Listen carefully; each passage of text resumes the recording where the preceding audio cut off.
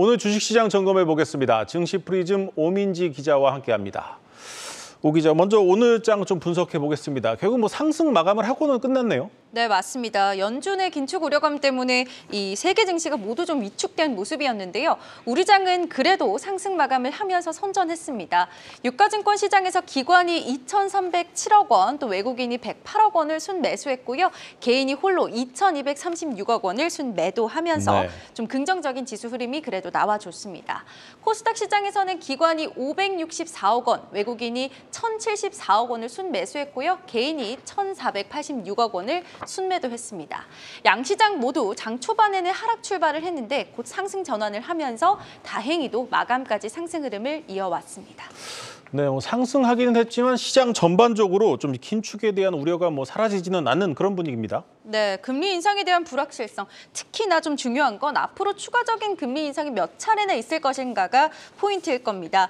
지금 연준의 스탠스를 좀 가늠할 수 있는 중요 지표로는 오는 30일에 발표가 되는 개인 소비 지출 PCE 물가 지수입니다. 특히 연준이 좀 선호하는 경제 지표 중 하나로 꼽히는데요. 공동락 대신증권 연구원은요, 이번 PCE 그중에서도 근원 PCE의 물가가 시장 예상치에 부합하거나 소폭 상회를 한다면 시장은 연내에 추가적으로 2번의 금리 인상이 있을 것으로 컨센서스를 내놓을 것이다. 이렇게 분석을 했습니다. 네. 그렇게 되면 채권 금리도 오르고요. 달러도 반등을 하겠죠. 자연히 코스피 역시 변동성이 커질 수 있을 겁니다.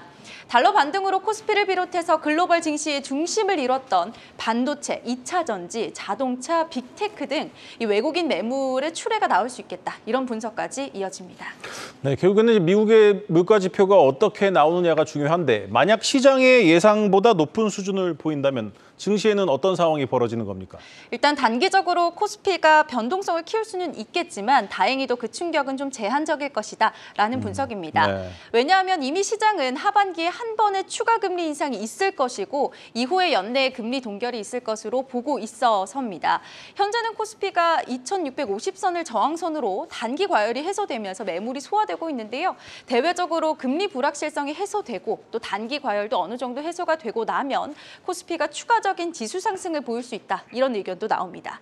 크게 이 세 가지 이유에서 이 코스피가 하반기에 추가 상승을 할 수 있을 것으로 기대가 되는데요. 먼저는 지난 고점 대비 코스피 약세 속에서 추가적인 상승 여력을 확보하고 있다라는 겁니다. 실제로 12개월 선행 EPS와 BPS가 상향 조정되고 있다고 합니다.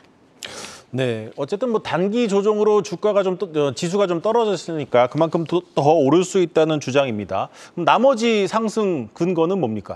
그리고 또 3분기에 한국 선행 지수도 상승 반전할 가능성이 높다라는 점도 긍정적인 부분인데요. OECD 경기 선행 지수가 전월 대비 이 변동성이 0을 기록하고 있습니다. 변동폭이 0을 기록하고 있다라는 게 저점권에 도달했다, 바닥을 다졌다 이런 의미인데요. 또 마지막으로는 수출 모멘텀이 회복세를 보이고 있다는 점 역시도 좀 긍정적입니다. 네. 이번 달 1일부터 20일 우리나라의 수출이 전년 동기보다 5.3% 증가를 했다고 합니다. 22년 8월 이후로 처음으로 플러스로 전환을 한 건데요. 이런 점들이 하반기에 단기 조정을 좀 이겨내고 나면 우리 증시가 추가적인 상승 모멘텀을 보일 수 있다. 이런 기대감의 근거로 작용하고 있습니다. 네, 일단 좀 변수가 좀 많아서 좀 막연하긴 합니다. 오늘 시장 종목도 한번 살펴보겠습니다. 오늘 시장에서 좀 주목받는 기업들이 있었습니까?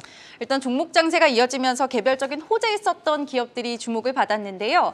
오늘 장에서 주목받았던 기업 중에서 의료 인공지능 기업인 루닛이 일본에서 건강보험 급여 가산 대상으로 공식 인증을 받으면서 주가가 이날만 21.24% 뛰었습니다.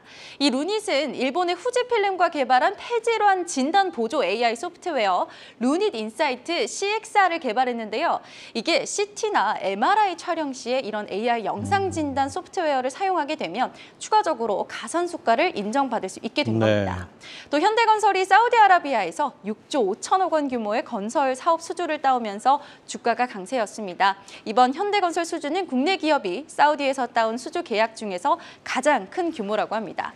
이날 현대건설의 주가는 6.25%, 현대건설 우선주는 7.35% 오르면서 장을 마쳤습니다. 네, 여기까지 듣겠습니다. 증시 프리즘 오민지 기자였습니다.